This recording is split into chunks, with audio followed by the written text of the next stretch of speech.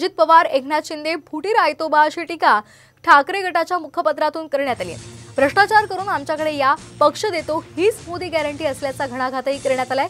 शिवसेना एकनाथ शिंदे यांना दिल्यानंतर आता राष्ट्रवादी काँग्रेस पक्ष अजित पवारांना बहाल करण्यात आलाय आणि यावरून शिवसेनेने आपल्या मुखपत्रातून सामनाच्या अग्रलेखातून टीका केली आहे। नेमकं काय म्हटलेलं आहे या अग्रलेखात पाहूयात ग्राफिक्सच्या माध्यमातून।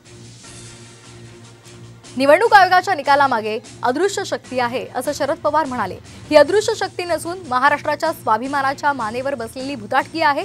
संविधानिक संस्थांच्या गळ्यामध्ये हुकुमशहांचे पट्टे बांधले असतील तर त्यांच्याकडून न्यायाची अपेक्षा कशी करणार।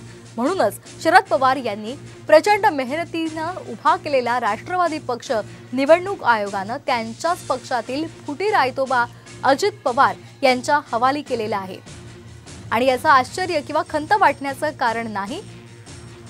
याच पद्धतीने हिंदू हृदय सम्राट शिवसेना प्रमुख बाळासाहेब ठाकरे यांनी निर्माण केलेली शिवसेना आयतोबा एकनाथ शिंदे यांच्या हाती सोपवली गेली।